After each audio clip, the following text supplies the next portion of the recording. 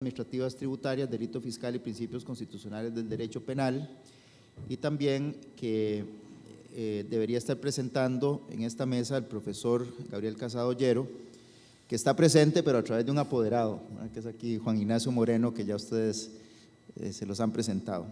Así que Juan Ignacio estará a cargo de este tema junto con el profesor doctor Carlos Tiffer, a quien voy a presentar. Él es licenciado en Derecho de la Universidad de Costa Rica, Legum Magister en la Universidad de Freiburg, Alemania, doctor en Derecho en la Universidad de Greifswald, Alemania, profesor en la Maestría de Ciencias Penales de la Universidad de Costa Rica, director del Programa de Justicia Penal Juvenil del Instituto Latinoamericano de Naciones Unidas para la Prevención del Delito y Tratamiento del Delincuente, ILANUT, consultor en Justicia Juvenil del Fondo de Naciones Unidas para la Infancia, abogado distinguido en el 2010 del Colegio de Abogados y Abogadas de Costa Rica, Premio Juvenile Justice Without Borders, otorgado por el International Juvenile Justice Observatory en el año 2010, Premio Luis Paulino Mora Mora en el año 2015, otorgado por la Asociación de Ciencias Penales de Costa Rica.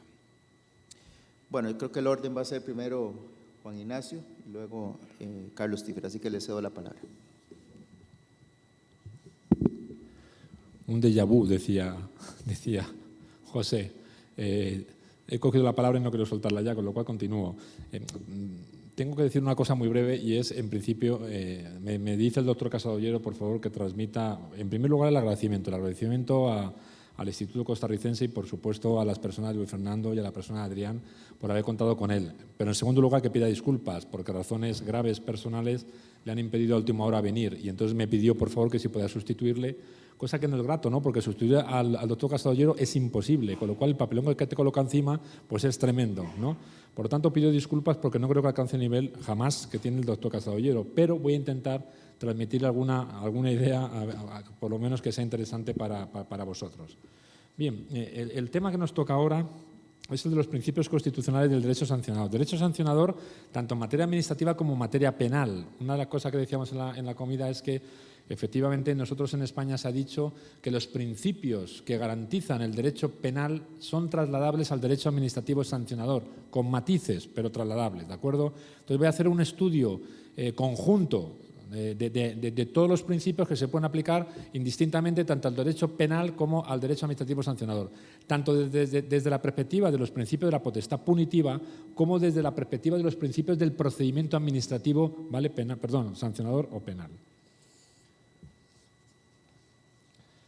Mirad, para ello voy a estructurar esta breve intervención, voy a procurar que también sea breve, en tres puntos, ¿vale? Voy a hacer unas precisiones previas sobre la potestad punitiva, luego vamos a hablar de los principios constitucionales de la potestad sancionadora y luego de los principios constitucionales del procedimiento administrativo sancionador.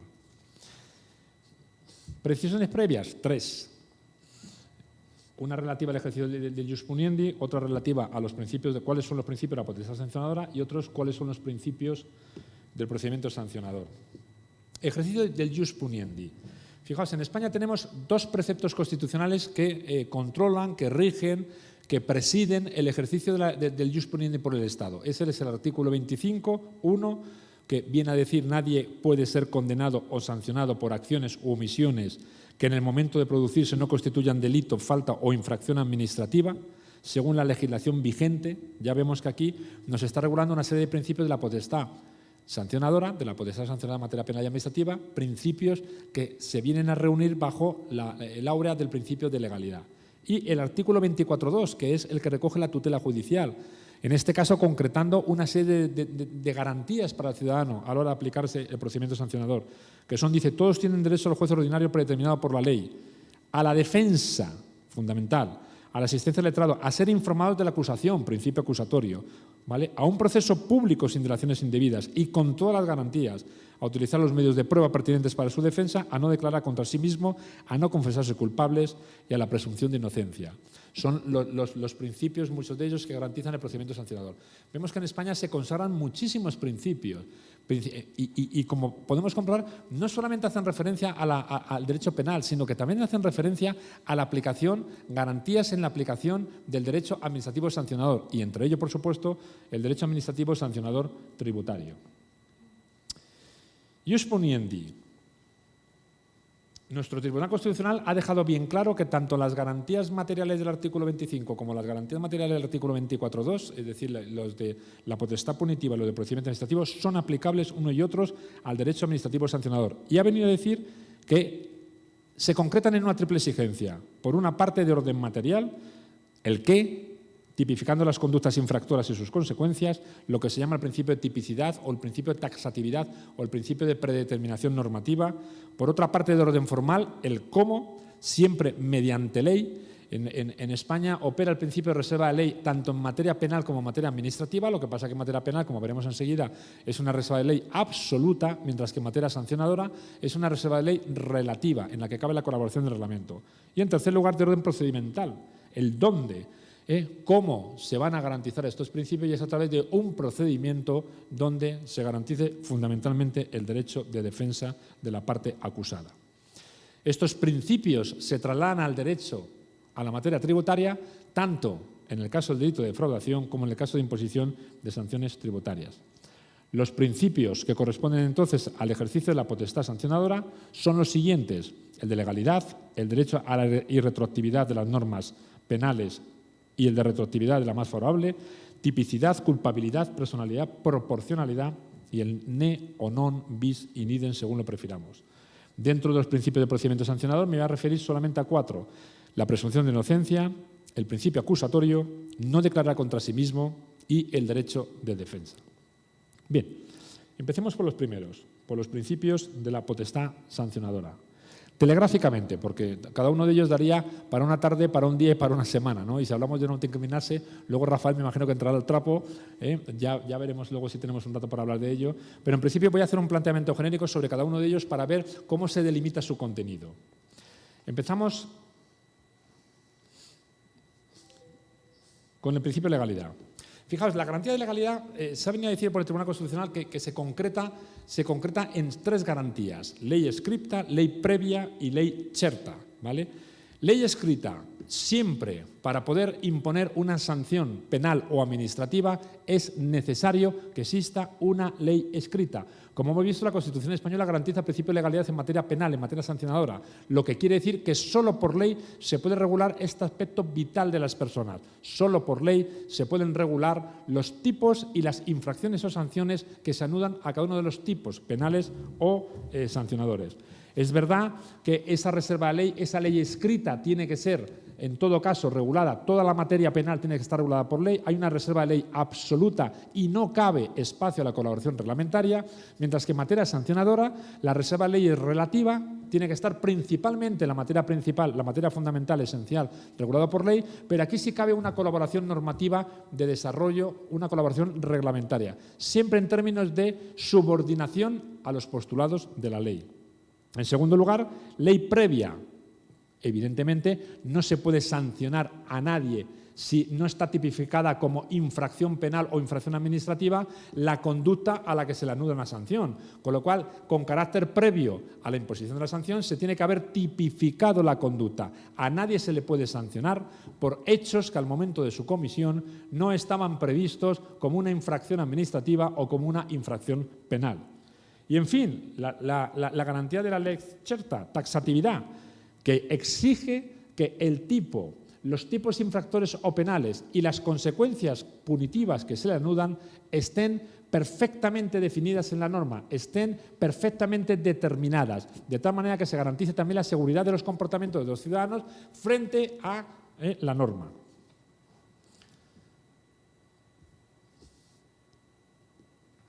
El principio de retroactividad. En esta materia nuestra Constitución añade un precepto más. Antes se habla del artículo 25 que dice que nadie puede ser condenado por acciones u omisiones que en el momento de producirse no constituyan delito, falta o infracción administrativa. Pero el artículo 9.3 de la Constitución añade: la Constitución garantiza el principio de legalidad, la jerarquía, la publicidad, la retroactividad de las disposiciones sancionadoras no favorables o restrictivas de derecho. ¿vale? En este principio, ha dicho el Tribunal Constitucional, no entran las normas tributarias no son normas sancionadoras. La recaudación de tributos no son normas sancionadoras ni restrictivas de derechos, pero sí lo son las normas penales y las normas sancionadoras, con lo cual se garantiza la irretroactividad, ¿de acuerdo? Esa retroactividad se hace referencia o se refiere a la irretroactividad de la norma desfavorable, Por lo tanto, lo que acabo de decir hace un momento del principio de taxatividad. Si no está prevista la regulación de una conducta como infractora del ordenamiento, no se le puede sancionar y, por tanto, no se puede regular a posteriori o tipificar como sanción o como infracción, ¿vale?, penal o administrativa, una conducta, regularla a posteriori, es decir, en un momento posterior a cuando se realizaron los hechos que eran impunes. También este principio tiene otro aspecto, y es que impone la aplicación retroactiva de la norma penal más favorable. Esto quiere decir que si cuando uno realiza una conducta contraria al ordenamiento jurídico tiene prevista una correspondiente sanción penal o administrativa y posteriormente se prevé una más favorable, necesariamente se le tiene que aplicar esa sanción más favorable, ¿de acuerdo? Dentro del principio de retroactividad se ha hecho referencia antes, en algún momento, el Tribunal Constitucional Español ha distinguido varias clases de retroactividad. La retroactividad auténtica y la retroactividad de grado medio. La retroactividad auténtica es la que se refiere la intención de trasladar consecuencias jurídicas a situaciones que ya han consumado sus efectos, mientras que la retroactividad de grado medio es la intención de trasladar consecuencias jurídicas a situaciones que, aunque han nacido, aún están desplegando sus efectos.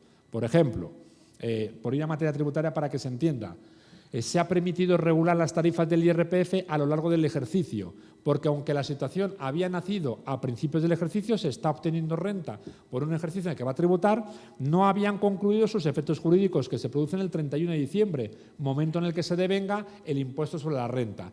Eso quiere decir que, aunque es verdad que al modificar la tarifa a final del ejercicio se está afectando a los actos y negocios que se han desarrollado durante el mismo, todavía no se habían cerrado sus consecuencias y esa retroactividad en materia tributaria está admitida, ¿vale? La auténtica, la que intenta desplegar consecuencias jurídicas a situaciones ya consumadas, en principio está prohibida, salvo que existan por esas razones de interés público. Sin embargo, en materia penal o sancionadora no se pueden aplicar ni la una ni la otra. El principio de retroactividad es un principio que impide, en todo caso, aplicar la norma aprobada hoy a situaciones nacidas ayer. El principio de tipicidad o de predeterminación normativa o de taxatividad, ¿de acuerdo?, que exige que no se pueden sancionar aquellas conductas que no estén previstas expresamente en la norma legal. Esto impone una doble obligación al legislador y al aplicador. Al legislador tiene que predeterminar de forma segura, cierta, ¿vale?, definida, para garantizar la seguridad jurídica de los ciudadanos, tiene que predeterminar las conductas y los tipos o consecuencias penales o sancionadas que se le anudan. ¿De acuerdo? 2. Al aplicador debe sujetarse estrictamente a la ley penal y no puede hacer interpretaciones ajenas al contenido propio de los tipos que se regulan. Es decir, no puede, en la aplicación del precepto penal o sancionador, hacer una interpretación interpretativa en malam partem o analógica. Intentar aplicar las consecuencias para un supuesto que está previsto a un supuesto que no está previsto, o extender las consecuencias del tipo penal o sancionador más allá de los límites estrictos que ha impuesto la ley. Siguiente principio, principio de culpabilidad.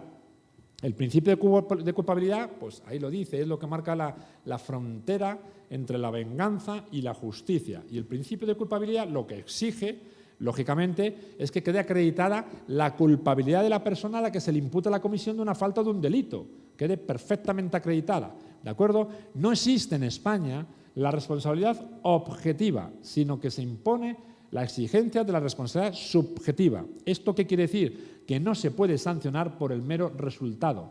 Tiene que sancionarse por un resultado culpable o doloso. Donde no hay dolo o por lo menos culpa en la comisión de un delito o de una infracción administrativa, no cabe imponer una sanción penal ni administrativa. ¿De acuerdo? Es verdad que en materia tributaria, por ejemplo, en materia tributaria sancionadora, se ha relativizado mucho este principio, hasta el punto que yo considero que en España la responsabilidad sancionadora es prácticamente objetiva. Es decir, la administración tributaria te sanciona exclusivamente por el resultado. Basta con que no hayas ingresado un tributo, basta con que te hayas aplicado una deducción que no te corresponde o hayas ocultado un ingreso para que mecánicamente, automáticamente, te apliquen una sanción, sin tomar en consideración las circunstancias subjetivas del caso.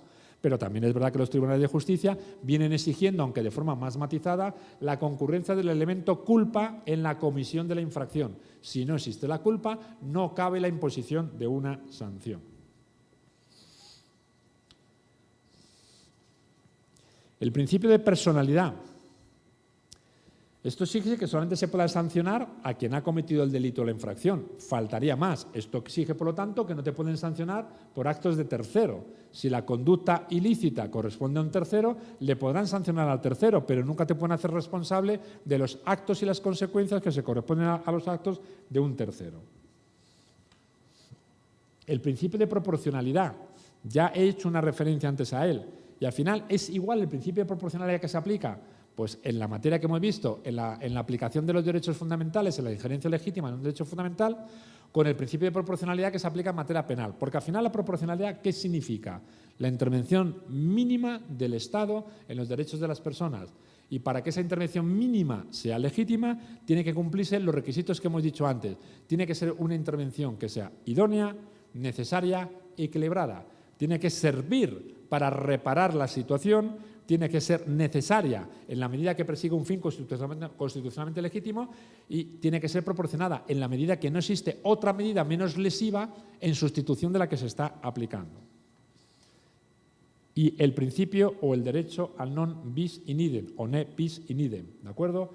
Esto lo que protege es frente a la doble sanción, que una persona por una misma conducta sea objeto de dos reproches, ¿vale?, por el legislador. Un reproche penal, dos reproches penales, dos reproches sancionadores administrativos o un reproche penal y un reproche administrativo, ¿de acuerdo? Lo que es importante para que concurra el ne bis in idem y es que las resoluciones sancionadoras tienen que ser firmes. Si a una persona se le ha condenado penalmente y se le instruye un procedimiento administrativo sancionador en el que no ha recaído una resolución administrativa sancionadora firme, no se puede invocar el ne bis in idem porque todavía no ha sido sancionado por otra sanción. Si se le impone la sanción, pero la sanción no es firme en vía administrativa, todavía no se ha confirmado en vía administrativa o no se ha confirmado en vía judicial, tampoco opera el ne bis in idem, ¿de acuerdo? Tiene que ser siempre sanciones que sean firmes y, por lo tanto, que ya se haya impuesto a una persona dos reproches por una sola conducta, ¿de acuerdo? Nosotros en España hemos distinguido el ne bis in idem material y el ne bis in idem procesal. El ne bis in idem material es las dos sanciones por una conducta. El ne bis in idem procesal es no pueden someterte a dos procedimientos por la misma conducta. Es decir, que aunque no te hayan sancionado dos veces, si ya has soportado un procedimiento administrativo, diríamos que no cabe el procedimiento luego penal. Se ha relativizado bastante y al final lo que en España se viene admitiendo, en el caso de concurrencia de sanciones penales, lógicamente no pueden concurrir ni doble proceso ni doble sanción. Pero en el caso de concurrencia de una sanción penal con una sanción administrativa, como existe una preferencia de la jurisdicción penal sobre la administrativa y nunca se podría imponer una sanción administrativa donde corresponde imponer una penal, en el caso de que se haya impuesto la administrativa, lo que se hace es descontar de la penal la administrativa. Hubo una primera doctrina del Tribunal Constitucional que decía que una vez que te han sancionado administrativamente ya no cabe la penal y viceversa, pero al final se dio cuenta que por la preferencia de jurisdicción y porque existe una preferencia a imponer una sanción penal cuando la conducta es una conducta grave, pues al final, claro, si la administración no tiene conciencia de que estás en un procedimiento penal y te ha impuesto una sanción administrativa, al final estaría garantizando la impunidad del sujeto que ha cometido un delito. Y de esa manera se cambió la doctrina, año 2003, para decir que no, que hay una preferencia y una prevalencia de la infracción penal y, por lo tanto, bastaría con que se anulase luego la administrativa o, si es económica, se descontase de la posible cuantía de la multa que se pusiese penalmente. Los principios constitucionales del procedimiamiento sancionador. Dejamos lo de la potestad punitiva y pasamos a los del procedimiento sancionador. Son 4. O por lo menos voy a tratar de 4 nada más. La presunción de inocencia. La presunción de inocencia, pues yo creo que lo conocemos todos, es el derecho a no soportar una sanción penal administrativa sin una prueba en contrario que acredite, ¿vale?, tu culpabilidad. siempre se tiene que fundamentar la imposición de esa sanción en una actividad probatoria suficiente. Y esa actividad probatoria suficiente la tiene que realizar la persona que acusa. En el caso de los tributos, es la Administración tributaria la que tiene que ofrecer al órgano judicial la prueba suficiente de la realización de la conducta que se te imputa y de la participación, por supuesto, en la conducta que se te imputa. Esa prueba tiene que ser siempre válida y no puede ser una prueba ilícita. La carga corresponde a la Administración, como he dicho, a la Administración tributaria en nuestro caso. Y en materia penal no sirve o no puede operar la prueba de presunciones. Las presunciones iuris tantum, aunque emita prueba en contrario, y iuris et de iure, que no emite prueba en contrario, van en contra del propio principio de la presunción de inocencia. El Tribunal Constitucional ha negado que se pueda acreditar ninguno de los hechos que constituyen la infracción penal administrativa con cargo o con fundamento en la prueba de presunciones, con lo cual están absolutamente prohibidas en materia sancionadora. Sí se admite, sin embargo, la prueba de indicios. La prueba de indicios, lógicamente, es muchas veces fundamental. Cuando no se puede obtener una prueba directa de los hechos que se imputan a una persona, la Administración tributaria tiene que acudir a la prueba de indicios. Esa prueba de indicios es válida siempre y cuando los hechos en los que se va a fundamentar esa prueba indirecta o esa prueba de indicios queden perfectamente acreditados y luego la consecuencia que se deriva de los indicios que están acreditados sea una consecuencia lógica, racional y directa. Por ejemplo, se utiliza mucho en los casos de simulación. Cuando uno simula, ¿vale? Cuando con engaño, con mendacidad, uno lo que hace es plantear una situación con la intención de obtener un beneficio, ¿vale? O de dejar de pagar tributos, la Administración muchas veces no puede obtener, porque claro, la prueba de intenciones es una prueba muy difícil, no puede obtener una prueba directa y por lo tanto tiene que recurrir a la prueba indiciaria. Es verdad que la prueba indiciaria tiene el peligro de que muchas veces la Administración lo que está haciendo es invertir la carga de la prueba, porque está presumiendo la conducta con base a indicios que muchas veces no son racionales y con esa conducta administrativa lo que hace es invertir y colocar al sujeto pasivo en la situación de tener que defenderse y destruir la presunción que acaba de operar en contra de ellos. Pero en principio, desde el punto de vista teórico, no es lo mismo una presunción que una prueba de indicios. El principio indubio pro reo, lo que decimos en España indubio te arreo, ¿no? Que es cuando en caso de duda yo te arreo, ¿no? Bueno, el principio indubio pro reo es una garantía que no está dentro del derecho constitucional a la presunción de inocencia. Es una garantía del proceso donde, en el caso de duda, el juez tiene que hacer la interpretación más favorable al reo y no la menos favorable. Pero no está constitucionalizado dentro del derecho a la presunción de inocencia, sino que es una regla de aplicación del derecho, ¿de acuerdo? El derecho a conocer la acusación, segundo principio del procedimiento administrativo sancionador o de procedimiento penal sancionador. El derecho a conocer la acusación, faltaría más.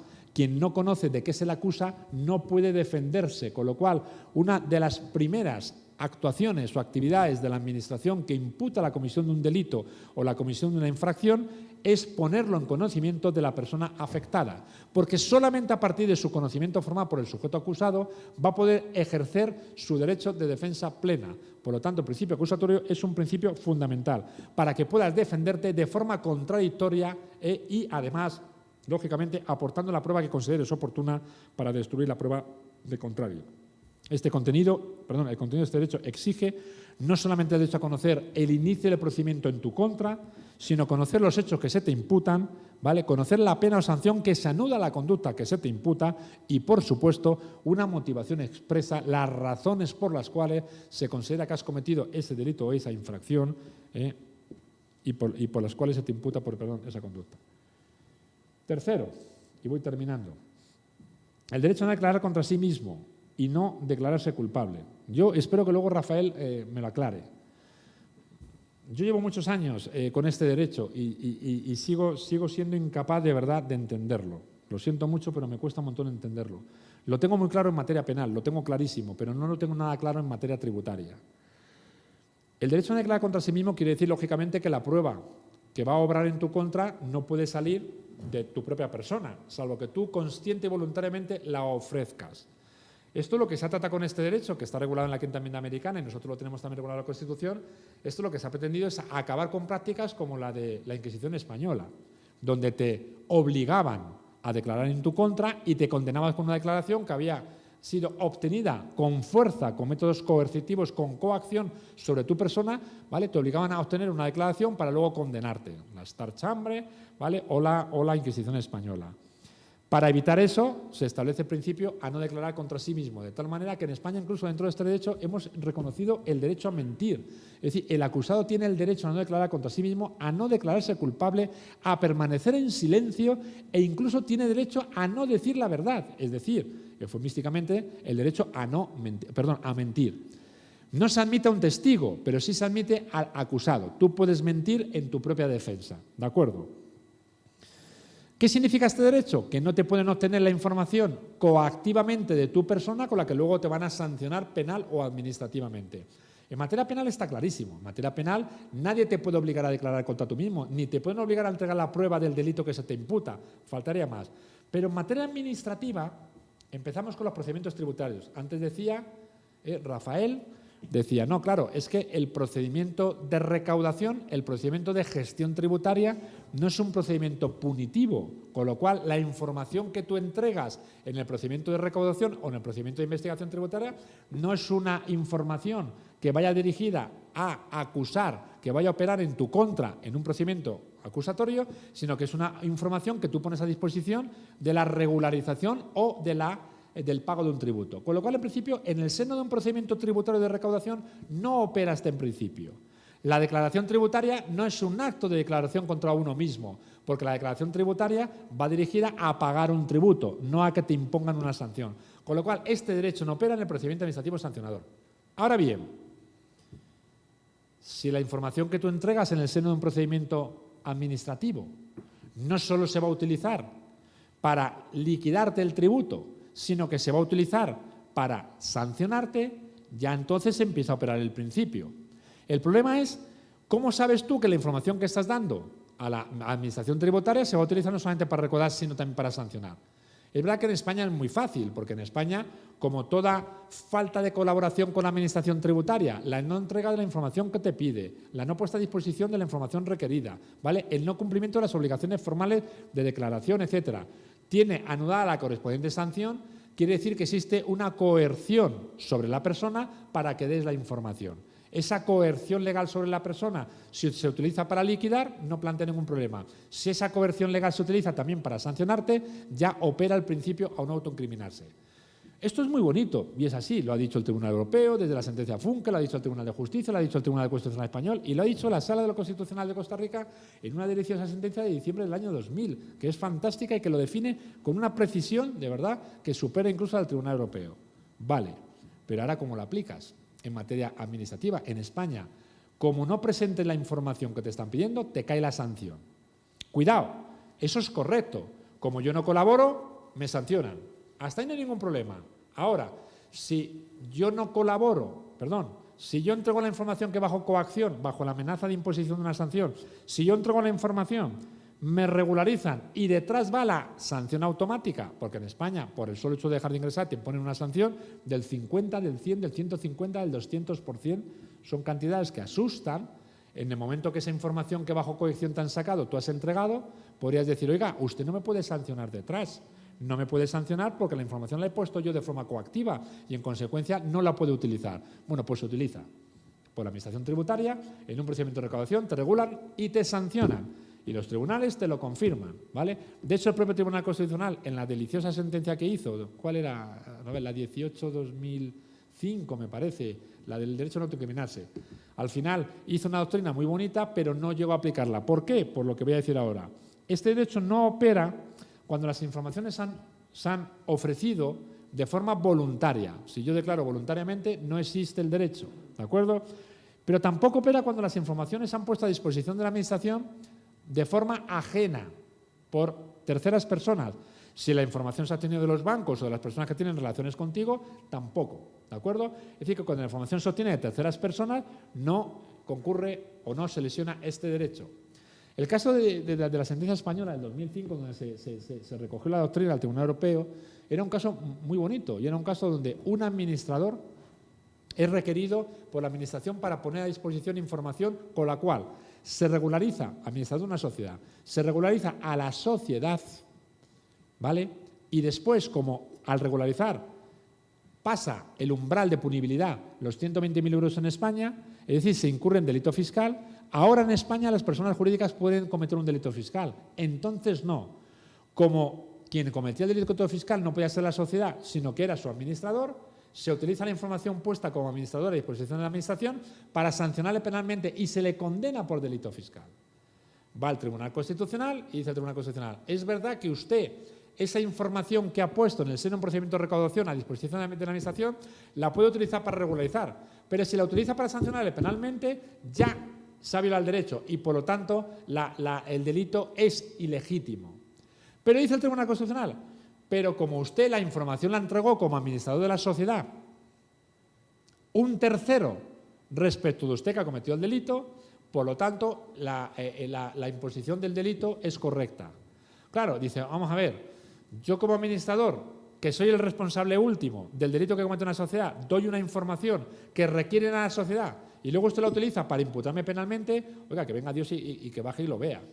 Si aquí no ha habido una puesta a disposición coactiva de mi persona, aunque lo haya hecho en nombre de representación de una sociedad. En ese caso, además, se daba un dato adicional que todavía era más flagrante, que era que encima el administrador único de la sociedad era el dueño, porque era el socio único de la sociedad, con lo cual era el propietario de la misma, lo que quiere decir que concurría a la condición de socio, de dueño del administrador, y se le estaba condenando por una información que había puesto a disposición. Esa fue la única sentencia donde en España se intentó aplicar el derecho a no autoincriminarse, y en materia penal. No se ha vuelto a dictar otra sentencia, con lo cual es un derecho muy bonito, pero yo creo que es muy complicado aplicarlo, porque claro, si no, todo contribuyente, todo procedimiento de recaudación de tributos, todo procedimiento va a dar lugar a una recaudación y en la mayoría de los casos a una sanción. Con lo cual, basta con que digas, oiga, yo no le doy la información porque si no estoy contribuyendo a mi propia acusación, ¿vale? Y al final y no me puede usted imponer sanciones porque las sanciones es la coacción legal que ejerce sobre mi persona para contribuir a mi propia acusación.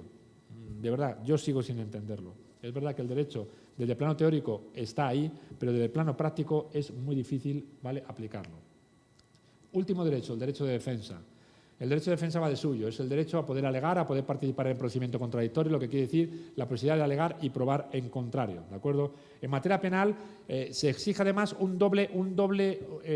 una separación entre el procedimiento de instrucción y el procedimiento de resolución. En España, quien instruye una causa penal no puede ser el que decide, de tal manera que sea una persona distinta, un órgano diferente, el que con la prueba y con la instrucción que ha hecho un órgano toma una decisión. En materia administrativa sancionadora, nosotros hemos establecido también la garantía del doble procedimiento, es decir, que la persona que instruye el procedimiento sancionador sea distinta, pero el Tribunal Constitucional ha dicho que no es necesario. No importa en materia administrativa sancionadora que quien instruye y resuelve sea distinto. ¿Por qué? Porque el principio, ¿vale?, del doble procedimiento es para garantizar la imparcialidad de las personas que te imponen las penas. Y en materia, el funcionario no se le exige el principio de imparcialidad, sino el principio de objetividad, que es distinto. Y por lo tanto, el funcionario tiene que ser en principio objetivo y no se exige que quien te instruye te sancione. ¿De acuerdo? Gracias, he terminado.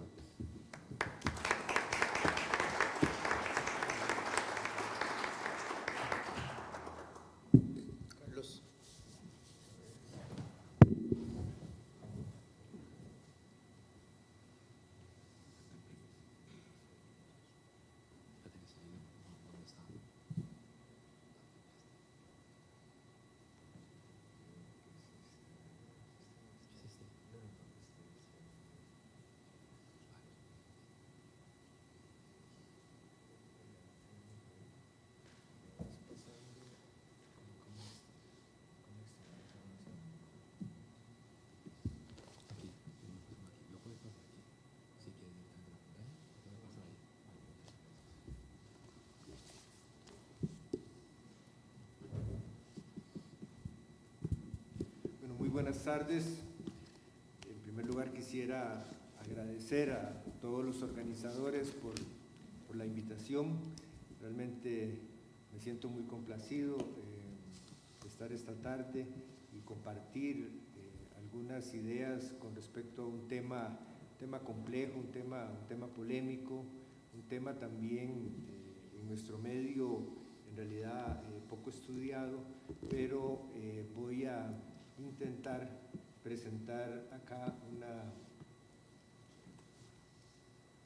una ponencia que tal vez es un poco pretenciosa, pero voy a tratar de resumir los contenidos de la ponencia.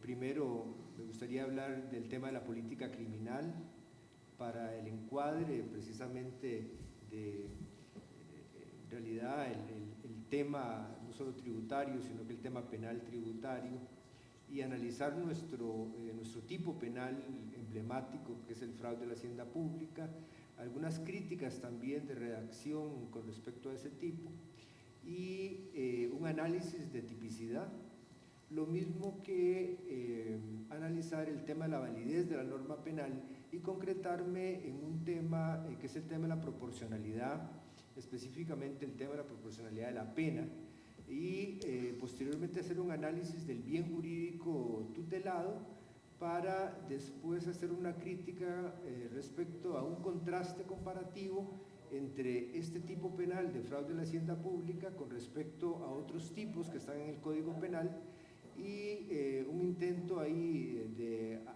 análisis comparativo de legislación de algunos países europeos y algunos países latinoamericanos.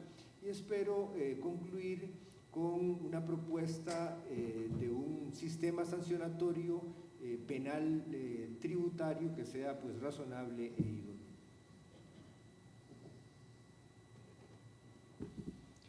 Tal vez respecto a la política criminal, lo primero que habría que mencionar es la relevancia de carácter social y de carácter político que tiene el tema tributario. Ayer escuchábamos al señor presidente de la Asamblea Legislativa que mencionaba que tenemos 21 años de estar discutiendo una reforma tributaria, de ahí que pues refleja que pues, en 21 años ha estado en la agenda legislativa. Y también habría que mencionar que la utilización del derecho penal ha sido una decisión de política criminal del Estado en estos tiempos como una forma de protección a la economía. Importante también es que esto se debe a una mayor demanda de servicios por parte del Estado y que implica desde luego también una mayor imposición de carácter fiscal. El tema fiscal es un tema actual de una enorme relevancia. Prácticamente en casi todos los discursos del presidente o en todas las intervenciones del presidente ustedes ven que el tema fiscal es un tema que se trata, y a raíz de eso la utilización del derecho penal, sobre todo para la criminalización de conductas que son socialmente dañosas, es una reacción del Estado que yo la podría resumir en ese esquema de una exigencia de mayores servicios. Hay un reproche constante de la sociedad por no solamente mayor servicio, sino que servicios de calidad.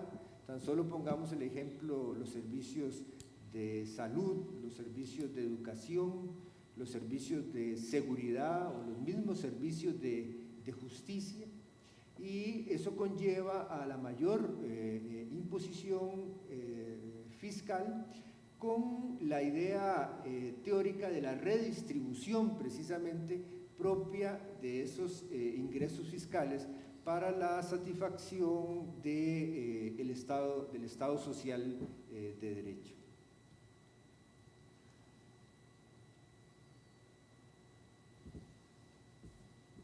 Cuando se utiliza el derecho penal como un medio de protección económica, también lleva un componente de carácter social que es de suma relevancia, porque no es una protección propiamente de la economía, sino es de la economía con una finalidad, es decir, es la finalidad de la realización precisamente de los fines sociales del Estado.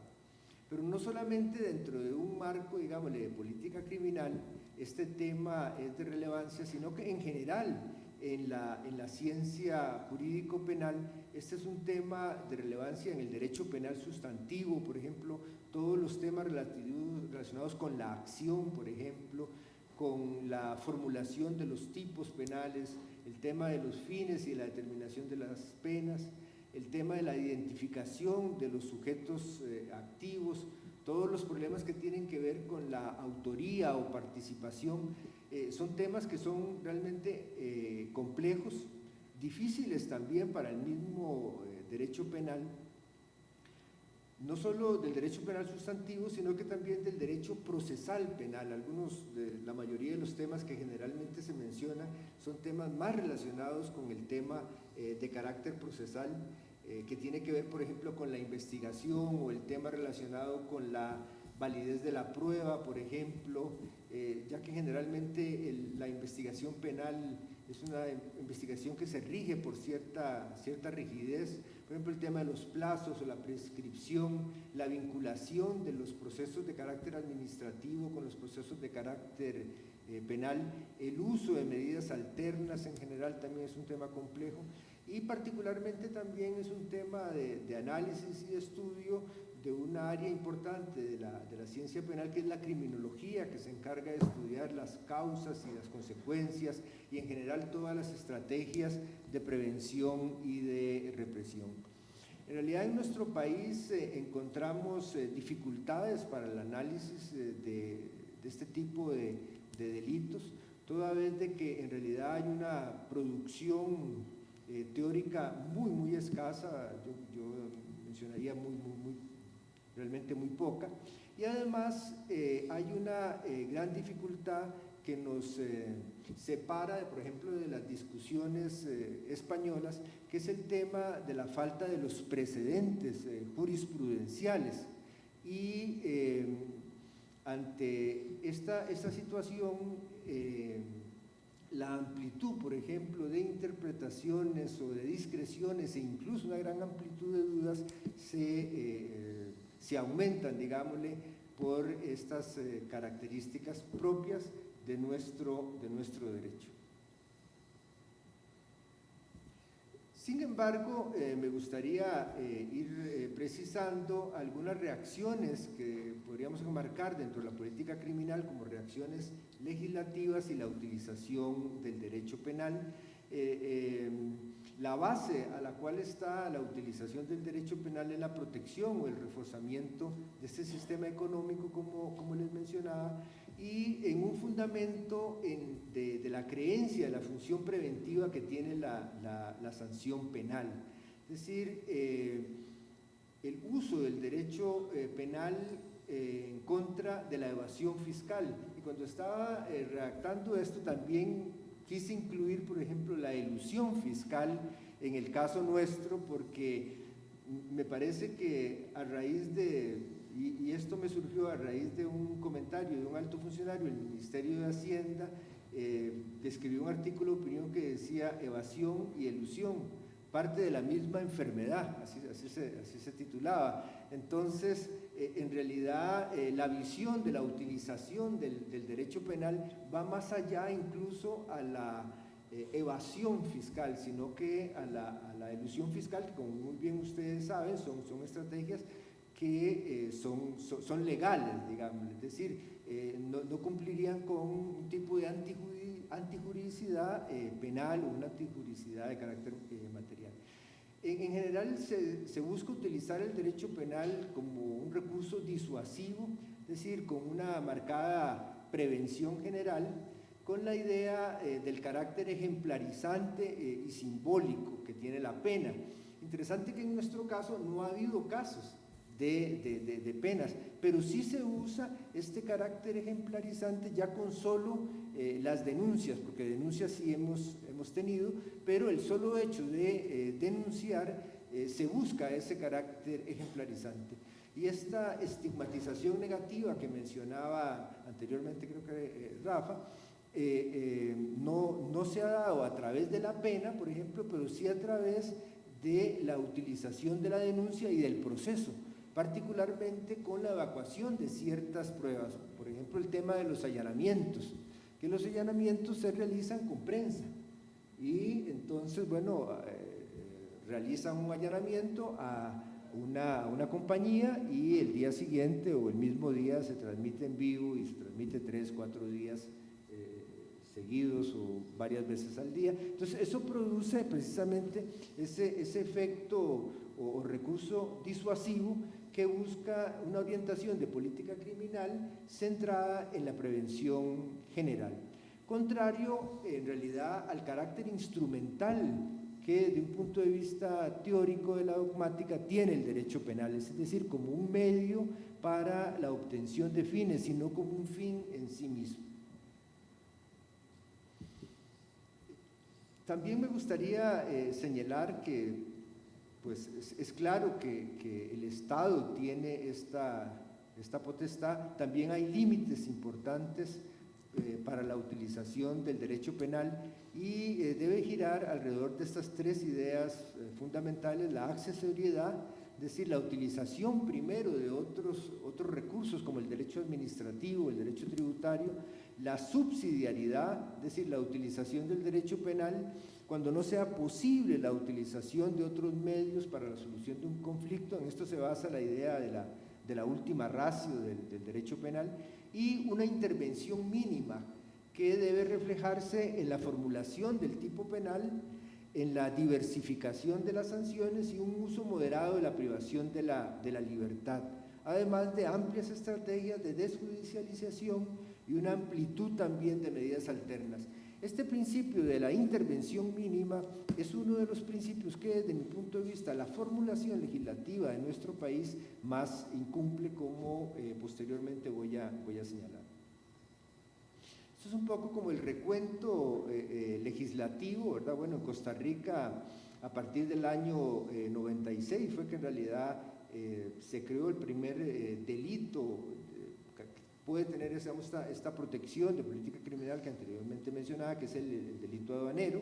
Posteriormente, en el año 99, con la ley 7900, fue que se introdujo la división entre las infracciones administrativas y las infracciones penales, y se creó este delito de inducción error a la administración tributaria en el artículo 92, que es como el artículo emblemático. Interesante que este artículo de inducción error, generalmente, a pesar de que se llamaba inducción a error, el delito era siempre conocido como fraude a la hacienda pública. Es decir, tenía como un alias, digámosle, y el alias después se convirtió en el nombre, porque la reforma del año 2012 ya incorpora el tipo penal de fraude a la hacienda pública, que es el que está vigente y es el que vamos ahora a analizar de una manera rápida por razones de tiempo. Aquí en esta reforma del 2012, que es muy importante, se aumenta el umbral de punibilidad y se mantiene la misma penalidad del delito de inducción a error. También hay otro proyecto que me parece emblemático, incluso el mismo nombre, ¿verdad? Lucha contra el fraude fiscal, es este expediente, el 19.245, y que está en trámite, y bueno, ya nos han anunciado que prácticamente se va a aprobar y solo le hace falta un segundo debate. También dentro de las reacciones legislativas es importante esta ley, la ley 8.275, porque esta ley crea la jurisdicción penal de Hacienda en la función pública. Es importante porque esta jurisdicción, la razón de la creación de esta jurisdicción penal de Hacienda se fundamenta en la idea de un delito especializado, no solamente de los delitos tributarios, sino los delitos contra los deberes de la función pública, los delitos aduaneros y contenidos en otras leyes como la Ley Orgánica del Banco Central o la Ley contra el enriquecimiento ilícito de los servidores públicos. A través de esta ley se creó esta jurisdicción penal de Hacienda. Esta jurisdicción penal de Hacienda, la Corte Suprema de Justicia la designó en el segundo circuito judicial de San José, pero interesante es que la misma ley obliga a la escuela judicial a la especialización y la capacitación. A mí me parece que hay una falta de cumplimiento precisamente de ese principio de justicia especializado, toda vez que este juzgado es el juzgado segundo penal del segundo circuito judicial y que no tiene en sí una especialización. En realidad, cualquiera de los jueces que están ahí puede entrar a resolver un asunto penal de Hacienda. A mí me parece que ese es un gran vacío, toda vez la complejidad de estos temas, sin entrar a calificar, digámosle, la idoneidad o la capacidad de los jueces. Pero realmente la idea de la creación de esta ley o de esta jurisdicción precisamente está fundamentada en una jurisdicción especializada. Es importante también, bueno, ya que estamos analizando el tema desde la perspectiva constitucional, que la política criminal sí puede ser sometida al control de la constitucionalidad. Es importante también que la política criminal cumpla precisamente con los principios constitucionales. Este es un voto muy bueno de la Sala Constitucional, que establece primero la competencia de la política criminal y muy claro lo establece en el legislador, es decir, el tema de la creación de los delitos y también de las penas. Pero dice, no obstante, como corresponde en toda democracia respetuosa al principio de legalidad, los órganos constituidos deben ejercer sus competencias dentro de los límites marcados por la Constitución. Y entonces aquí establece dos límites muy importantes que son parámetros de constitucionalidad, que es la razonabilidad y la proporcionalidad. Es decir, el Tribunal Constitucional puede examinar la política criminal bajo estos límites constitucionales precisamente para verificar la conformidad de la política criminal con estos principios.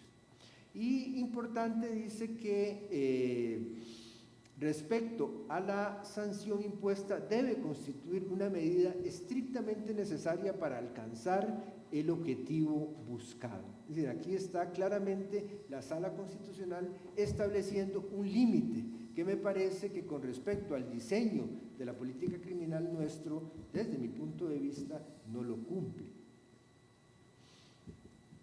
Vamos a hacer un análisis general del tipo penal del fraude a la hacienda pública. El artículo 92 es un artículo muy amplio, muy complejo. En realidad yo no lo transcribí todo porque no alcanzaba en una filmina, pero ustedes lo conocen. Es un tipo penal que tiene interesantes particularidades. En general me parece que mejora la formulación del tipo de inducción-error a la hacienda pública. Aquí establece un verbo del tipo más claro, que es el fraude a la hacienda pública. Establece, como voy a mencionar posteriormente, un fin o un propósito específico, y es abundante en lo que se denominan los medios de comisión. Pero lo que me interesa también básicamente acá es el castigo de la pena de prisión de 5 a 10 años, la cual me parece una reacción excesiva y que no cumple precisamente con estos parámetros de razonabilidad y de proporcionalidad. Algunas críticas concretas a la redacción de este tipo penal del artículo 92. Me parece que incumple una técnica legislativa con respecto a la redacción de figuras incriminatorias. Desde mi punto de vista hay falta de simplicidad. Es muy importante ese requisito de la simplicidad, el requisito de la claridad, el requisito de la precisión y de la taxatividad. He marcado 5 diferentes críticas. Por ejemplo, un exceso en el uso de términos contables. Hay un abuso con respecto al uso de términos contables, por ejemplo, ingresos a cuentas de retribuciones en especies. Hay una remisión también a condiciones tributarias, por ejemplo, el importe no ingresado de las retenciones, y hay ausencia de taxatividad y claridad, por ejemplo, cuando el tipo dice beneficios fiscales indebidamente obtenidos, e incluso una indeterminación del sujeto activo con una formulación general, el que dice el que. Además de la imprecisión del bien jurídico tutelado, vamos a ver que eso es muy importante, toda vez de que establece un carácter, por un lado, patrimonial, pero por otro lado, de deberes. Entonces, esto genera una multiplicidad de dudas, diversidad de interpretaciones, con el agravante de la falta de precedentes jurisprudenciales y que atenta contra un principio fundamental también del Estado de Derecho, que es la seguridad jurídica. Un análisis breve del tipo, bueno, el sujeto activo es un sujeto indeterminado, está dentro de la frase el qué. Esto lo identifica como un delito común, a pesar de que establece medios de comisión que pareciera que solo ciertos sujetos la pueden realizar. Para que fuera un delito especial debería tener ciertas condiciones, como por ejemplo el deudor tributario, el obligado o el representante legal. Hay una amplitud con respecto a la forma de comisión, ya que se establece tanto la acción como la omisión, a diferencia del anterior tipo penal que solo se podía cometer por acción y no por omisión. El verbo del tipo se precisa en defraude, que según el diccionario de la Real Academia de la Lengua Española está muy correctamente utilizado, dice eludir o burlar el pago de los impuestos o contribuciones. Pero interesante que a la base de este verbo también se encuentra una deformación o ocultación de la realidad, por lo cual no se desprende de ese elemento de inducción a error del elemento del engaño. El sujeto pasivo está también definido como un concepto amplio como la hacienda pública, e interesante, a pesar de que es claro que el delito se trata de un delito doloso, tiene una finalidad específica. La conducta tiene que ser con el propósito de obtener, e interesante no solamente para sí, sino que para un tercero y un beneficio patrimonial. Ahí también es donde resalta el bien jurídico. Hay lo que se denomina un fin último de la acción, como mencionaba Carrara, y esto genera un problema de participación también importante. El tipo está casi todo elaborado por lo que se denominan los medios de comisión, la evasión del pago de los tributos en cantidades retenidas o que se hayan debido retener, y hay una serie de formulaciones de medios de comisión que refieren a los deberes. Por eso es que es válido también la interpretación de decir que la protección es una protección también orientada hacia los deberes, ya sean los deberes materiales o los deberes formales. Tiene un elemento objetivo el tipo que es el umbral de punibilidad. Es decir, el legislador no se ha separado de esta tendencia de definir el delito a través del umbral, criterio que no está ajeno de críticas, como posteriormente me voy a referir, y ha aumentado en 500 salarios bases, anteriormente era 200. El elemento subjetivo es claro que se trata de una conducta de carácter dolosa, requiere la voluntad y el conocimiento, bueno, ya mencioné lo del bien jurídico tutelado, y establece también una excusa legal absolutoria que se centra en la reparación del incumplimiento. Entonces ahí también se resalta el bien jurídico como un bien jurídico orientado al cumplimiento. Y bueno, la pena que se establece es de 5 a 10 años. Voy a pasar al otro tema, que es el tema relacionado con la proporcionalidad de la pena. Voy a hacerlo un poquito más rápido, ya que Ignacio muy bien analizó este principio de la proporcionalidad, pero es importante que además del principio de la proporcionalidad, la norma penal tiene que cumplir en primer lugar el proceso legalmente establecido para la creación legislativa, además de las normas y principios y valores que están establecidos en la Constitución. Y parte de estos principios precisamente son la razonabilidad y la proporcionalidad. Bueno, este es el esquema de lo que Juan Ignacio anteriormente nos mencionaba sobre la proporcionalidad. es decir, un esquema de necesidad, de idoneidad y de proporcionalidad en sentido estricto. La proporcionalidad o la teoría de la proporcionalidad como un principio constitucional se basa en el fundamento de la prohibición de los excesos en el Estado de Derecho.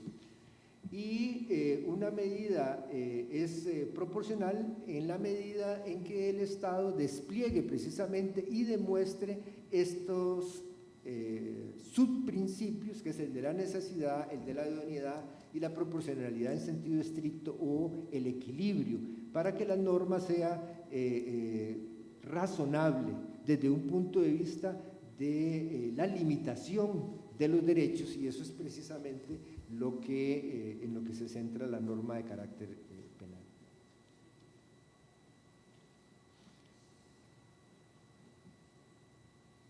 Recientemente la Sala Constitucional emitió un voto excelente, que es un voto que también creo que ha sido poco divulgado. Es una consulta de constitucionalidad sobre el proyecto de ley 18.298, que es la Ley de Bienestar de los Animales. Y además en ese proyecto de ley vienen unas reformas al Código Penal. Aquí la Sala Constitucional elabora un voto realmente exquisito, redactado por la magistrada Nancy Hernández, en donde reafirma claramente el tema de la reacción del Estado en un Estado democrático, el Estado democrático que aspiramos vivir nosotros, y establece estos parámetros de razonabilidad y proporcionalidad como normas aplicables a los delitos y a las penas. Y importante es que de este voto, que es el voto de este año, 2016, 13.553, se establece que la sanción, dice, se justifica si es estrictamente necesaria, el subprincipio de la proporcionalidad, para alcanzar el objetivo buscado, es el subprincipio de la idoneidad, la relación de medios afines, y la razonabilidad y proporcionalidad debe presentarse cuando se confronta el daño o lesión inferida al bien jurídico y a las consecuencias de que se produzca. Entonces, un parámetro importante de constitucionalidad de una norma penal se encuentra precisamente en la proporcionalidad de la consecuencia. Y un importante criterio de determinación es el bien jurídico tutelado. El bien jurídico tutelado es un criterio objetivo que permite determinar si una pena dispuesta por un legislador para la protección de determinadas conductas cumple con el requisito de la proporcionalidad. Una definición aquí de don Francisco Castillo: es el bien, condición o estado o situación que el legislador considera dignos de protección al sancionar una conducta con una pena. Resulta importante también preguntarse si un bien jurídico tutelado es digno o no de protección. Es importante que cuando se habla de la economía, por ejemplo, como un bien jurídico o del patrimonio del Estado, es importante considerar que se requiere de un consenso precisamente de la obtención de esos ingresos para el cumplimiento de los fines sociales del derecho. Me parece que la resistencia de carácter fiscal de los ciudadanos, alguien hace rato oí, decía, a nadie nos gusta pagar impuestos, decía. Entonces uno debe de explicarse por qué y de dónde proviene esa resistencia. A mí me parece que puede tener muchas respuestas, pero es una falta de consenso con respecto a los fines del Estado y particularmente del Estado social, además de un cuestionamiento de la función redistributiva que tiene que tener el Estado con los ingresos que recoge. La utilización del derecho penal para la protección del sistema económico, particularmente del sistema tributario, es decir, la captación de los ingresos, en Costa Rica puede sustentarse en el artículo 18 de la Constitución Política, que establece la obligación de contribuir con los gastos públicos, es decir, todos los ciudadanos estamos obligados a contribuir, a pesar de que nuestra Constitución no establece expresamente, digamos, un principio, digamos, de solidaridad del artículo 18, como sí lo establecen otras constituciones, se puede deducir ese principio de solidaridad. También es muy importante la función del bien jurídico como limitadora, por un lado, de la acción penal, pero también como una garantía de parte de los ciudadanos.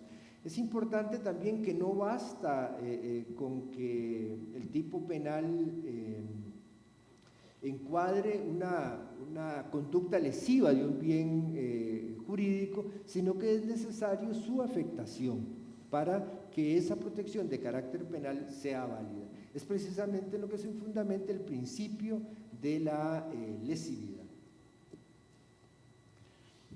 Bueno, el teorema que posteriormente les voy a explicar es que, bueno, a mayor bienes jurídicos de relevancia para la sociedad, mayor tiene que ser también la respuesta. Esta categoría del bien jurídico es importante por cuanto es trascendental no solo para la persona, sino que también para la colectividad.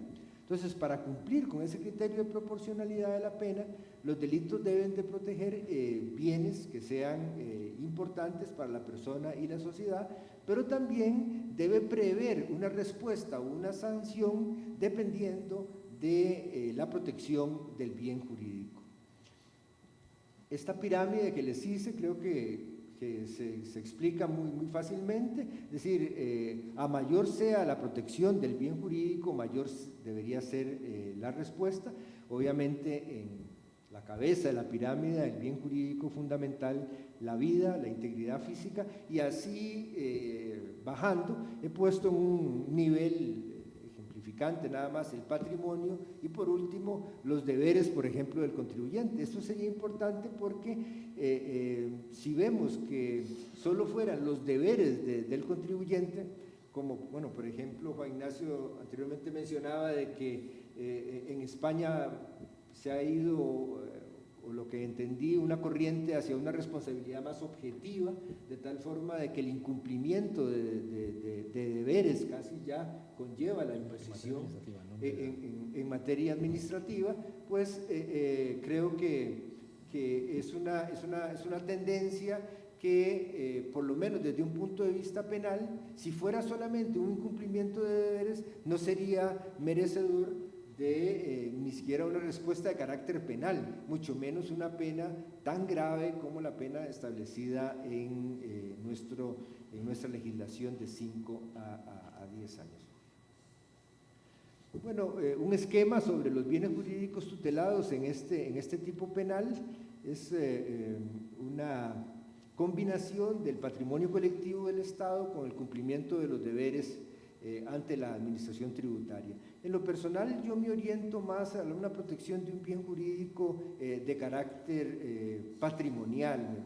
Me parece a mí el tema del cumplimiento de los deberes, pues sí se puede rescatar una argumentación de la estructura del tipo, pero me parece que debería de orientarse más, y lo poquito que podríamos decir jurisprudencialmente sobre el bien jurídico, aunque no expresamente, es algo que uno tiene que deducir, es que muchos de los casos en los cuales se ha planteado denuncia y han concluido, por ejemplo, con medidas alternas como la reparación del daño, se ha considerado el delito como un delito de carácter patrimonial, porque si no fuera así, no sería posible la aplicación de esta medida alterna.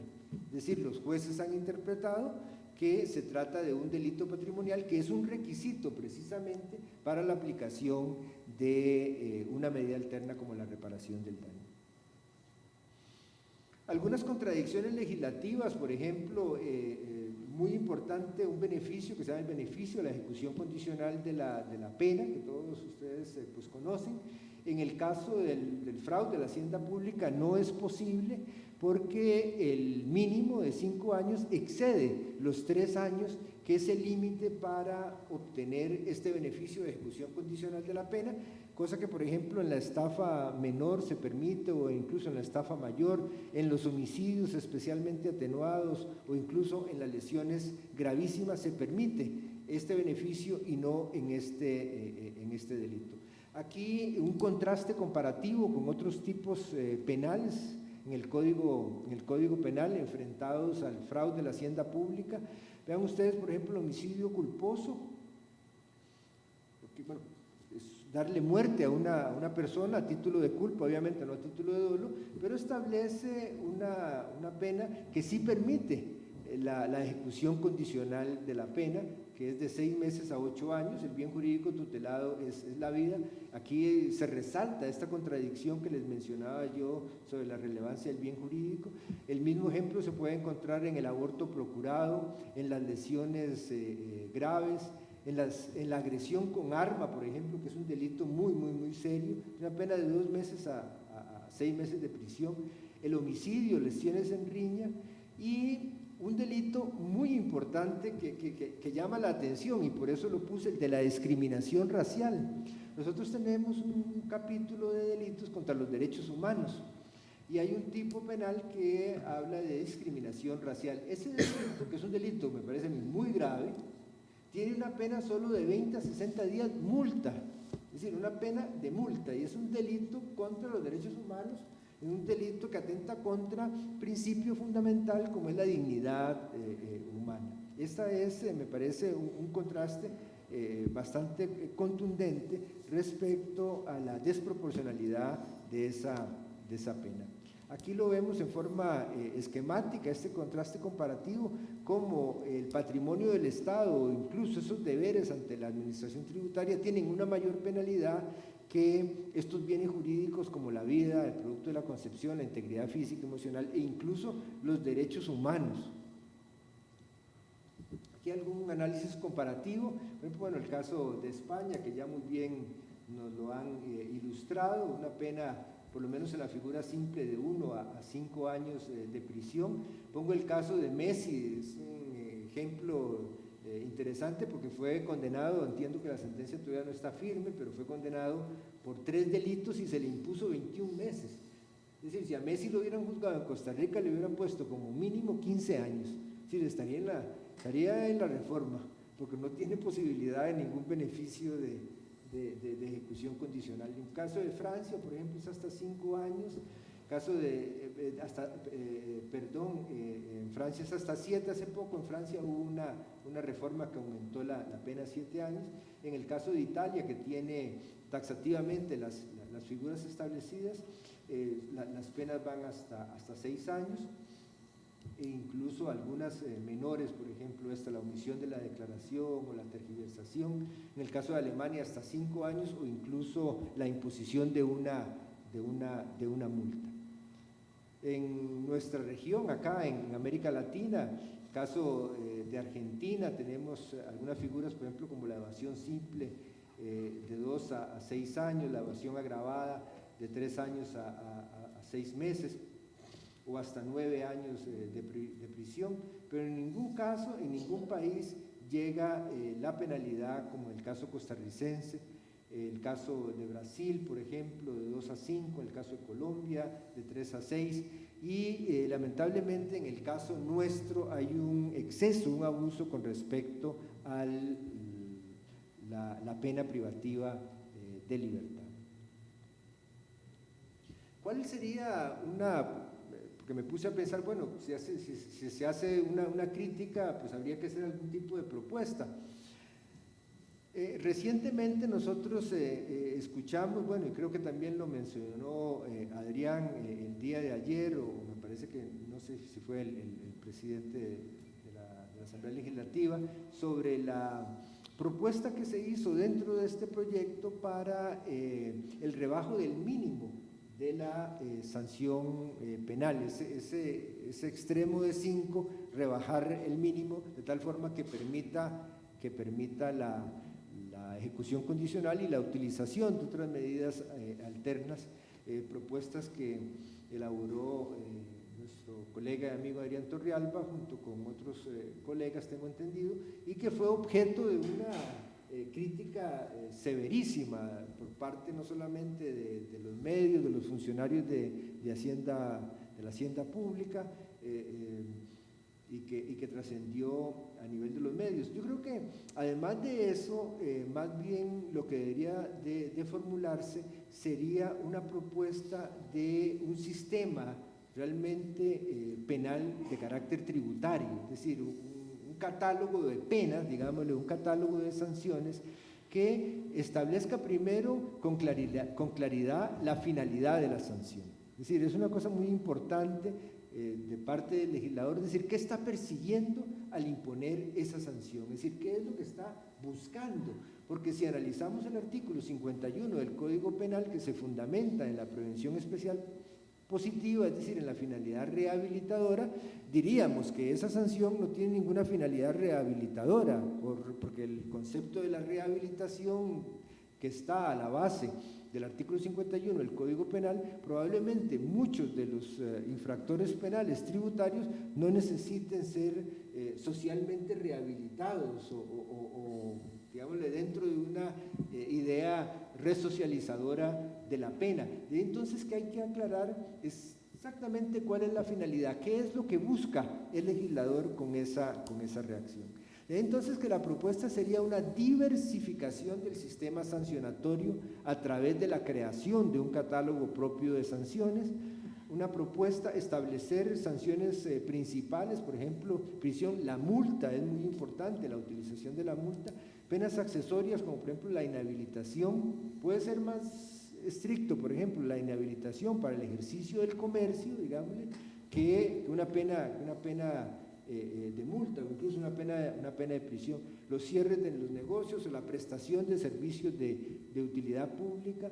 Además, también precisar en hipótesis claras formas de gravación y atenuación, y yo creo que desvincularnos de la estructura del tipo penal del umbral de punibilidad, porque el umbral de punibilidad, desde mi punto de vista, deja por fuera lo que podríamos llamar microviolaciones, digámosle, microdelitos, ¿verdad? Esto me recuerda como el tema aduanero, que ustedes recuerdan que había hablan de un contrabando hormiga, ¿verdad? Unas defraudaciones pequeñas, que generó precisamente una interesante reforma legislativa, que es un delito aduanero fraccionado, ¿verdad? ¿Por qué? Porque precisamente las personas empezaron a aprender que determinadas defraudaciones aduaneras no eran delitos. El tema del umbral de punibilidad es muy sugestivo para la utilización del tipo, y sobre todo en economías deficitarias o economías en las cuales hay cambios. Nosotros hemos establecido 500 salarios base, que va ahorita por 212.100.000 colones. Es decir, todo lo que esté abajo de ese umbral de punibilidad no cabría dentro del delito, precisamente por el tema de este elemento o este presupuesto objetivo que tiene el tipo. Pero yo creo que ese aspecto también merece revisarlo, merece analizarlo. De ahí entonces que podría determinarse la pena según importantes hipótesis de agravación o atenuación, por ejemplo, formas de agravación como operaciones inexistentes, la emisión de facturas inexistentes, destrucción de documentos contables, atenuantes, por ejemplo, colaboración del contribuyente, la entrega voluntaria de los documentos, la participación mínima y sobre todo la determinación de la pena según el disvalor de la acción y no como actualmente está, que más bien es el disvalor pero del resultado, es el tema del resultado el que determina precisamente esa penalidad. Bueno, ya para concluir, unos comentarios finales, nada más unas ideas que me gustaría dejar planteado. Me parece que el derecho penal tributario debe analizarse, estudiarse, interpretarse como un derecho especializado, es decir, requiere de conocimientos no solamente de derecho tributario, de derecho penal, sino que requiere de destrezas y habilidades que precisamente por eso es que nuestro legislador se orientó a una jurisdicción especializada que lamentablemente no se está cumpliendo. Esta idea también importante, la razón fiscal siempre debe ceder ante la razón legal. Esto significa la prevalencia de las garantías constitucionales cuando se utiliza el derecho penal. Y una legislación penal excesiva, irracional, desproporcionada, creo que también atenta contra principios importantes tributarios como la responsabilidad fiscal y el equilibrio financiero que tiene que tener el Estado. Ya estamos padeciendo de problemas serios nosotros acá en Costa Rica de sobrepoblación penal. Hay un exceso con respecto al uso del derecho penal, de la prisión preventiva. Todos conocemos las condiciones tan penosas de nuestro sistema carcelario y el impacto también que ha tenido esto en el sistema de justicia. Me parece que para concluir, el dilema que se le presenta pues, a nuestro país y en general a un país que aspire a ser un verdadero Estado de Derecho es construir un derecho penal que sea a la misma vez eficiente, pero sin lesionar el Estado democrático. Eso es. Muchas gracias.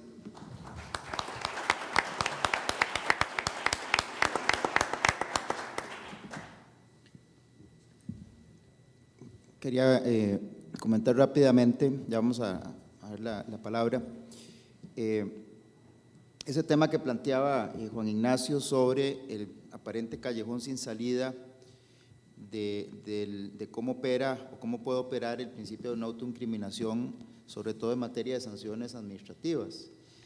Y es que es muy lamentable tener que llegar a la conclusión de que el principio está bien, pero que no se puede aplicar. Más bien hay algo malo en el principio, me daría la impresión. Por ejemplo, tal vez una fórmula a la cual se puede acudir es aquella afirmación del Tribunal Constitucional Español que la Sala Constitucional en el año 95 la reiteró aquí en Costa Rica, que es el tema de los matices, de la aplicación de los principios penales en materia de sanciones administrativas con matices. Yo creo que necesariamente para que el sistema de sanciones administrativas sea posible, habría que reconocer un matiz en el tema del principio de no autoincriminación, porque si no sencillamente se hace inoperante todo el sistema de sanciones administrativas. Me parece que por ahí podría ir una solución a ese dilema y sí darle aplicación plena a nivel penal. En que, por ejemplo, la experiencia que hemos tenido acá es que la administración cuando acusa, a pesar de que tiene toda la información sobre la cual está planteando la denuncia, el Ministerio Público tiene toda la información que le ha dado el contribuyente, opta por hacer un allanamiento, un secuestro de allanamiento, para legitimar de alguna forma la prueba que había sido entregada por el contribuyente. Solución que también es muy gravosa, porque un contribuyente que ha cooperado se ve expuesto a esa solución violenta, que además si viene acompañada por todo el tema mediático, pues se vuelve en una solución muy gravosa. Quería rápidamente plantear, perdón que me esté abusando de mis potestades de coordinador, pero hay unos temas muy candentes en Costa Rica que quisiera plantear y tener rápidamente la opinión de ustedes. En el año 2012, cuando se presenta el proyecto de reforma del artículo 92, en la propia exposición de motivos, se cita un documento denominado Observatorio del Delito Fiscal en España, que lo hace la agencia tributaria en un convenio con el Ministerio de Justicia, me parece, en que se dice que, textualmente, se dice que no era necesario en la configuración del delito en España el ardid, la mendacidad propia del delito de la estafa, sino que bastaba con la infracción de un deber. Esa cita la hace la exposición de motivos para justificar el cambio de redacción del delito de inducción-error, donde estaba muy claro la existencia de la necesidad del ardid y la mendacidad y el artificio, mientras que entonces se lanza o se suscita la duda en Costa Rica si esa reforma, así como quedó redactado, dejó de exigir ese requisito. Y esos son uno de los temas que han estado en discusión en Costa Rica y supongo que también esa discusión se ha tenido en el caso español. El otro tema es que aquí se ha discutido también El delito fiscal, y creo que en España es igual, inicia a través de una denuncia por parte de la Administración Tributaria previa apertura de una fiscalización o inspección tributaria, y ahí se delimita el objeto de los tributos incumplidos y es sobre esa base que se plantea la denuncia. Aquí se discutió en primer lugar si una vez que se ha planteado la denuncia por la Administración Tributaria, podría el Ministerio Público extender la acusación a otros delitos, digamos, otros pedidos que no fueron ni fiscalizados ni inspeccionados, pero que, digamos, tienen alguna relación, el motivo del incumplimiento está ahí presente, si puede el Ministerio Público en su acusación ampliar el objeto de la denuncia original. Y el otro tema es en relación con cuál es el objeto de la acción civil y eventualmente de una salida alterna y reparación integral del daño, donde hay que fijar el monto, digamos, de la indemnización al Estado.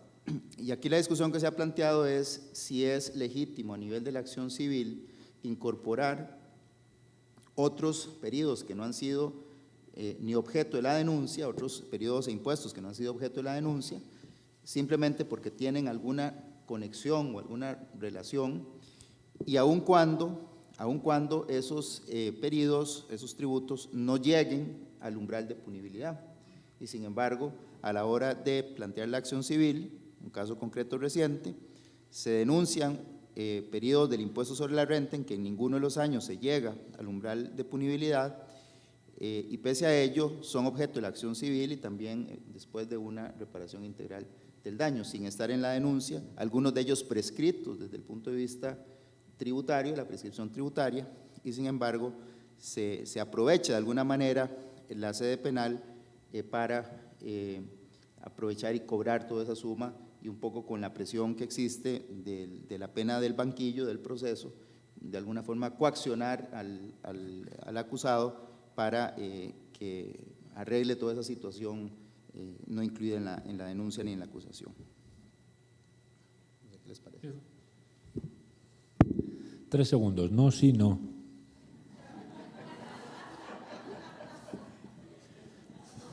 Bueno, no voy a ser como la administración, voy a motivar a la primera, no. No, porque sería consagrar la responsabilidad objetiva en materia penal y eso no es admisible. Es decir, en España se exige siempre el engaño en el delito de defraudación. No basta con defraudar, no basta con un resultado. No basta con un resultado dañino para la hacienda pública, sino que ese resultado tiene que ser consecuencia de un engaño en la hacienda pública, con lo cual se exige siempre un artificio, una mendacidad a la hora de ocultar, ¿de acuerdo? Porque si no queríamos la responsabilidad objetiva y nos habríamos cargado el sistema. Es decir, opera la presunción de inocencia y se tiene que garantizar el derecho a defenderte. Por supuesto, se tiene que acreditar que tú has actuado con dolo o con culpa, pero que has actuado con dolo o con culpa es suficiente para provocar un daño a la administración, con lo cual no basta con el resultado dañino. 2. ¿Se puede ampliar? Vamos a ver, en principio, cuando la Hacienda Pública se puede querellar directamente contra el ciudadano, pero no lo hace. Lo que hace es denunciar al Ministerio Fiscal después de una previa investigación. ¿Se puede ampliar por el fiscal a otros ejercicios? Claro que se puede ampliar, porque el que denuncia es el fiscal, no es la Hacienda Pública. La Hacienda Pública pone en conocimiento la comisión de un delito, un posible delito ante el fiscal, y el fiscal, que es la acción pública, es el que interpone ya la denuncia frente al juez. Vale. El fiscal puede ampliar siempre y cuando investigues otros ejercicios. Si tiene información suficiente para considerar que no solamente lo que la Hacienda Pública considera, sino que hay otros, podría hacerlo, pero no es habitual. El fiscal lo que hace es tomar en consideración la denuncia de la Hacienda Pública, si cree que tiene fundamento suficiente, pues entonces la esgrime, ¿vale? Tercero, lo de la responsabilidad, no. Vamos a ver, en España, por ejemplo, la indemnización en España, la pena de delito fiscal, se ha dicho, es de 1 a 5 años. Bueno, de 1 a 5 años o de 2 a 6 cuando se superan los 600.000 euros, ¿vale?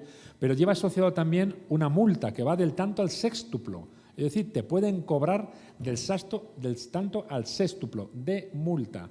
Además de la indemnización del daño causado, le hace responsabilidad civil por el delito cometido, ¿de acuerdo? El daño causado a la administración. Claro. La responsabilidad civil está asociada al delito que te han imputado y por el cual te han condenado. Con lo cual, la responsabilidad civil lo que trata es reparar el daño por el delito que te han condenado. Si te han condenado, por ejemplo, a ti te imputan por 5 ejercicios y 4 no pasan el umbral de punibilidad y uno sí, ¿vale? Tú tienes que reparar el daño causado por el delito por el que te han acusado y por el que te han condenado. Con lo cual no se puede aprovechar sobre pretexto de una condena penal para liquidar ejercicios que no están en la acción penal, porque si no además estaría violando el principio de culpabilidad, el principio acusatorio. Y además nunca olvidemos que la responsabilidad civil está asociada al delito, con lo cual lo que intenta es compensar a la Administración por el daño que le ha provocado el delito que se ha cometido, no por otros supuestos daños que vayan gravitando alrededor de ese delito, con lo cual en España sería absolutamente inviable, un disparate. Bueno, se ha cometido un disparate recientemente que conozco. Yo he dicho en España, no he dicho en Costa Rica. En Costa Rica, sí. Rafa, ¿vas a preguntar? Este hombre quería contestar. Yo me vais a disculpar, de verdad, prometo volver, pero es que llevo desde hace 30 minutos, no debería decirlo públicamente, pero llevo desde hace 30 minutos necesitando ir al cuarto baño. Tengo que ir porque no aguanto más, de verdad. Está autorizado.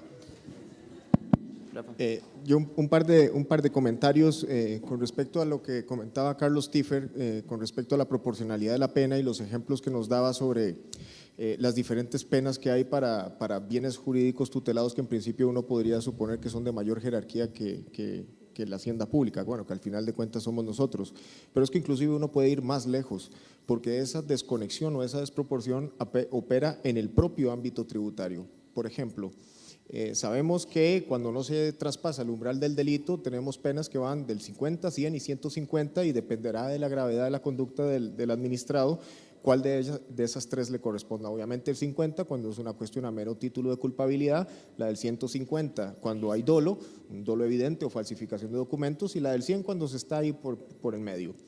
Pero al final de cuentas estamos hablando de recursos para satisfacción de bienes de servicios públicos. Entonces uno no entiende por qué en materia municipal o de timbre fiscal las sanciones pueden ser hasta 10 veces lo dejado de pagar. ¿Por qué? Porque eso implica una sanción del 1000%. O si nos vamos a la materia aduanera es incluso más radical, porque en la materia aduanera antes de que operara la reforma, la sanción era precisamente el monto del valor de la mercancía que se había importado bajo una categoría arancelaria incorrecta. Y después de la modificación, lo que vienen a decir es que es 2 veces la cantidad evadida. Entonces tenemos un 200% y inmediatamente uno se pregunta, ¿por qué es peor evadir IVA, por ejemplo, en una importación que en una operación regular? No tiene ningún sentido y además esa ni siquiera tiene un criterio de graduación. Es decir, no es que haya un 200, un 300 y un 400. Es decir, esa desconexión de la proporción opera incluso en el propio ámbito de la regulación tributaria. Eso por un lado. Y lo otro que quería comentar es, bueno, ya tenemos 17 años de tener delito fiscal y como estaban mencionando, hoy por hoy creo que no hay nadie tras las rejas, porque en el único caso que hubo una condena creo que está en apelación al Tribunal Superior y todavía eso no se ha definido. Bueno, pongamos que ha sido 1, 2 o 3. Desde luego no significa que en 17 años no haya ningún costarricense o algún ciudadano del país que haya cometido una defraudación fiscal y uno se pregunta, ¿por qué razón está este estado de cosas? Una de las razones, tal vez la primera y más básica es por la mala redacción, la mala técnica tributaria que tiene la redacción del delito per se, pero yo pienso que también ha habido un problema en la cual las causas que se han ido a los tribunales penales no han estado bien substanciadas. ¿Por qué razón? Porque mientras se está haciendo la investigación en el ámbito administrativo, la administración tributaria tiene todo de su lado. Quien tiene la carga de la prueba es el contribuyente. Y la administración tributaria lo que hace es dame, entrégame, prodúceme, etcétera, etcétera, etcétera. Y si no logras convencerlo, entonces se va a delito penal. Pero claro, cuando tú sustancias el procedimiento, o sea, los hechos de esa forma y simplemente das noticia al Ministerio Público, al final de cuentas, cuando se invierte la carga de la prueba, todo eso que se hizo normalmente a punta de presunciones o de ausencia de datos, etcétera, etcétera, llegan a la sede penal y por supuesto no prosperan. Entonces también yo creo que ha habido un problema de que la administración tributaria se ha acostumbrado a tratar de llevar a los casos penales con las mismas reglas que operan en el ámbito administrativo y cuando se dan cuenta del cambio de reglas tiene como consecuencia que prácticamente no haya nadie que esté en la cárcel por delito tributario. Gracias.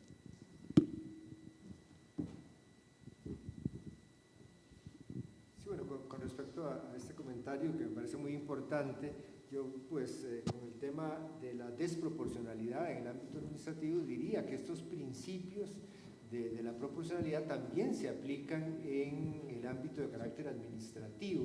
Es decir, esas sanciones de carácter administrativo deben de analizarse desde la perspectiva también de la proporcionalidad, toda vez de que se trata de sanciones, al igual que una sanción de carácter penal. Sin duda que en el ámbito penal es de mayor relevancia la restricción, digámosle, a las libertades y a los derechos que en el ámbito de carácter administrativo, pero este principio de la proporcionalidad me parece que es completamente válido y utilizable para la materia de carácter administrativo y los ejemplos que usted pone con respecto a las multas.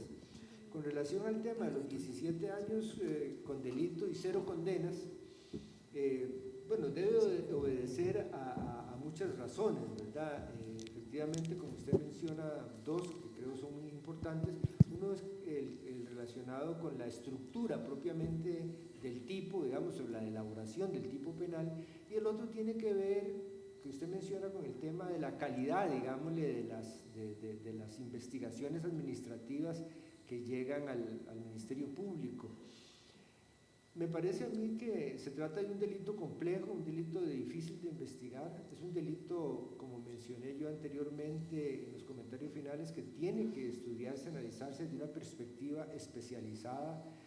Se requiere de funcionarios especializados que conozcan realmente de estos delitos, que reconozcan efectivamente de violaciones a deberes tributarios.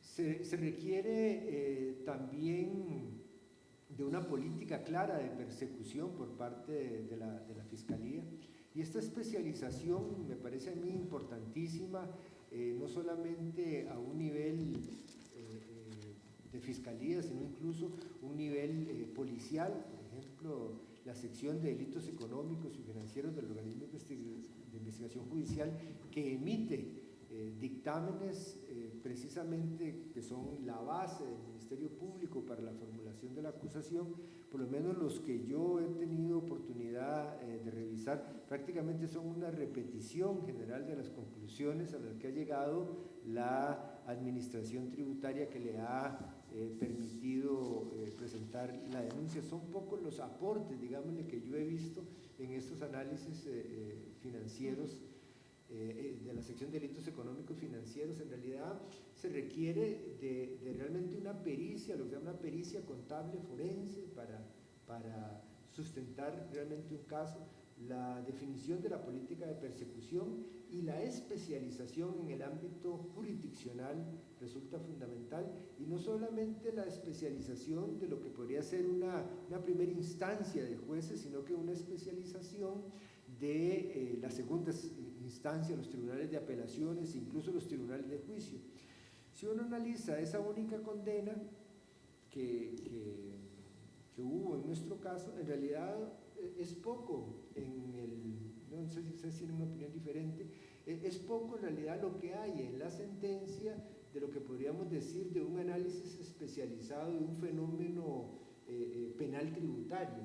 En realidad lo que hay es un análisis, es como una sentencia donde se analiza una conducta frente a los parámetros de un delito de estafa. Entonces, denota una falta de especialización de la materia, que probablemente debe ser también otro factor por el cual estamos con 17 años de legislación, como usted bien lo dice, y cero condenas. Bueno, una última pregunta aquí, intervención de José Almudí. Micrófono. Lo tengo yo, Adrián. Perdón. Está allá. Quería hacer bueno, unas… dos más. Les voy a pedir que sean breves porque ya nos están echando, literalmente. Sí, me dijo Ana Mari que tenía que ser breve, así que había notado un montón de cosas, pero me voy a quedar con dos temas simplemente. La verdad que esto da para mucho más. Pero primero, esta reflexión que hiciste vos, Adrián, respecto de la garantía de la autoincriminación, y que está atado a la sentencia del 1/98 del Tribunal Constitucional Español, que habló de la aplicación con matices de los principios del derecho penal al ámbito del derecho penal tributario o sancionador administrativo. La verdad que yo he sido muy crítico en todo lo que he escrito respecto de esa posición del Tribunal Constitucional Español, porque creo, siguiendo la jurisprudencia de la Corte Suprema Argentina, que de la década del 60 planteó la posibilidad de aplicar los principios penales generales al ámbito sancionador tributario, que es imposible construir principios del derecho penal con matices. Si estos matices significan, como creo que significan, limitaciones a la aplicación del principio, ¿sí? Porque en definitiva deberíamos construir principios especiales aplicables al ámbito administrativo o reconstruir los penales hacia el ámbito administrativo. Me parece que lo que tenemos que hacer es repensar el sistema de manera tal que el sistema encaje dentro de esos principios, porque efectivamente no hay diferencias ontológicas entre infracciones y delitos, ¿sí? Y aquí me parece que el principio de la garantía de la autoincriminación, que cobra especial relevancia en el ámbito administrativo, porque es la etapa previa que sustenta el proceso penal posterior, sin ningún tipo de dudas,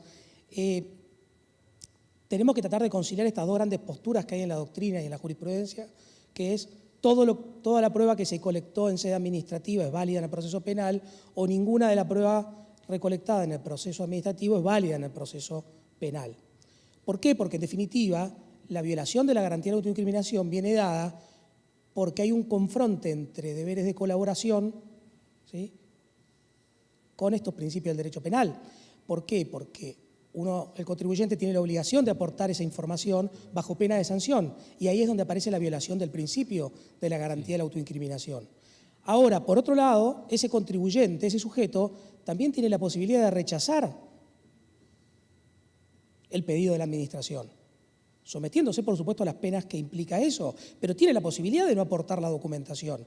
Claro está, eso dará lugar no solo a una sanción pecuniaria, ¿sí? En nuestro caso eso se denomina en nuestro sistema resistencia a la fiscalización y está específicamente sancionado con una pena de multa, pero además será lo que dará o podrá dar lugar al pedido de una orden de allanamiento de la administración al juez penal, en tanto y en cuanto presuma que eso puede ser el origen de un delito, ¿sí? Entonces, que esa prueba se obtenga a través de un mecanismo específico penal que es la orden de allanamiento.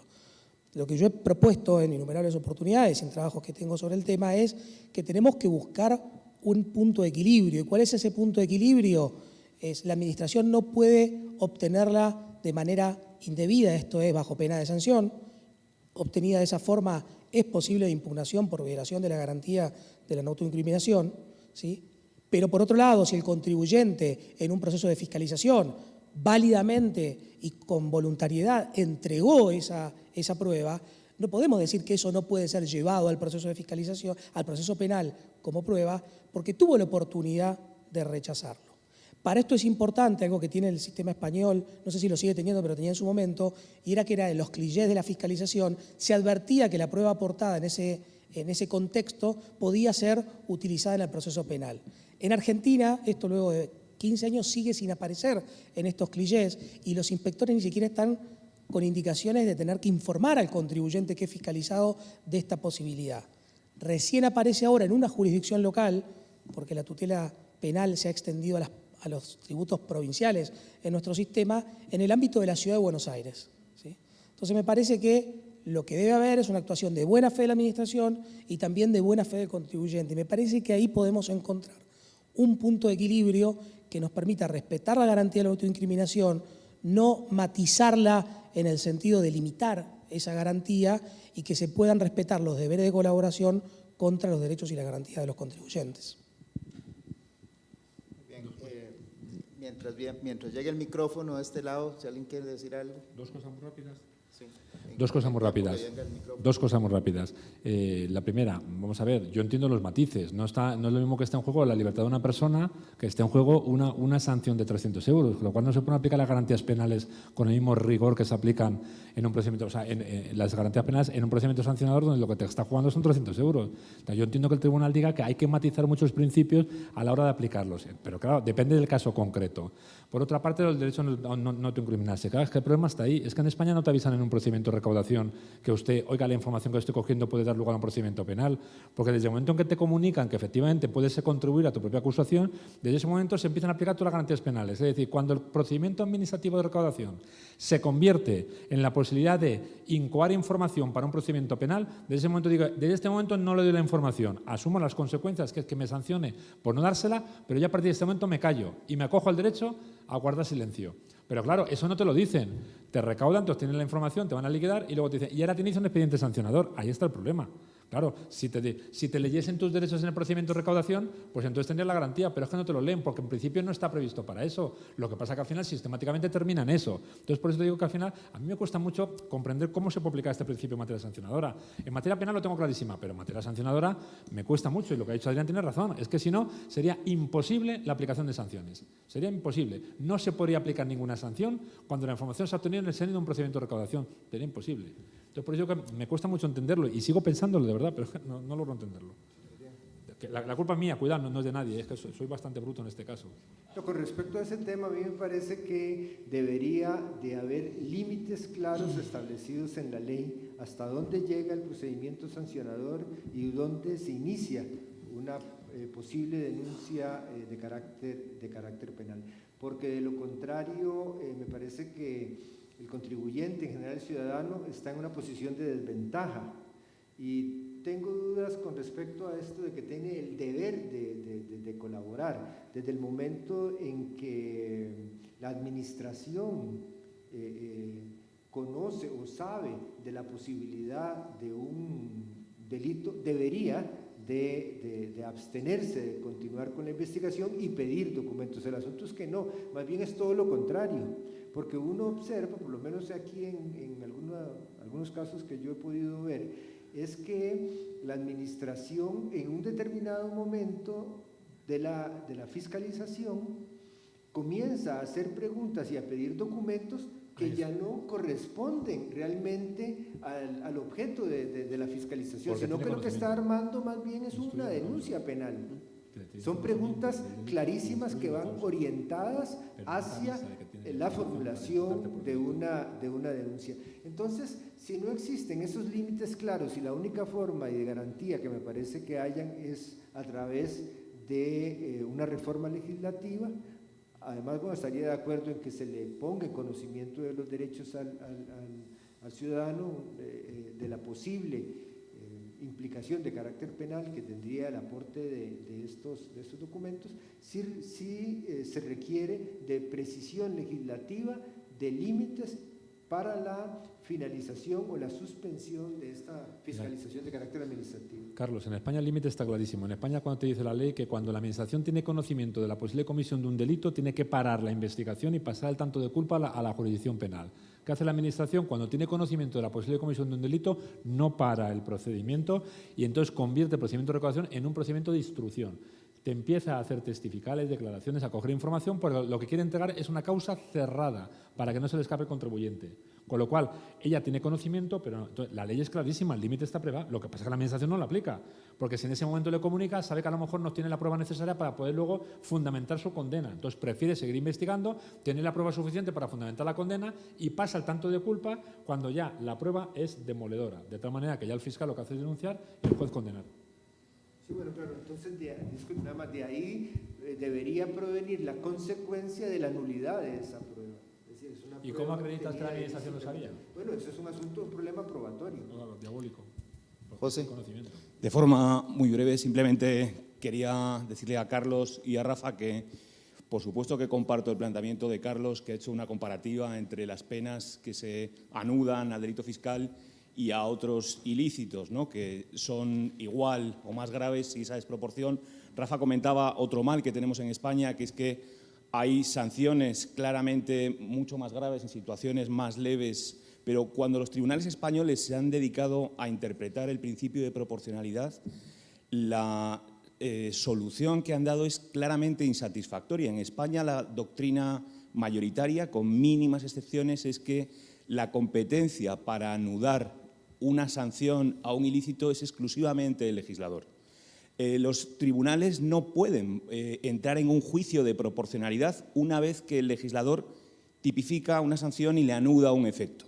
En lo que sí puede entrar un tribunal es en valorar si existen criterios de graduación y si los criterios de graduación se han aplicado correctamente. Ni siquiera podría modificar los criterios de graduación. Por lo tanto, desde la visión de un jurista español, el principio de proporcionalidad presenta muchas expectativas desde un punto de vista intuitivo, pero desde una perspectiva práctica, esa corrección que pretendéis, que la hemos pretendido también en España, no ha llegado a un puerto. Una buena noticia es que recientemente en la Unión Europea, en el Tribunal de Justicia de la Unión Europea, en un supuesto relativo a una sanción por vulneración de la normativa de control de cambios, el Tribunal de Justicia de la Unión sí entra en una graduación de la sanción. Entonces, es posible que en el futuro veamos cómo esta construcción de los tribunales españoles se vea modificado, pero hoy por hoy los planteamientos que hemos hecho aquí y que hemos hecho muchos juristas españoles en los tribunales no han tenido ningún tipo de éxito, ¿no?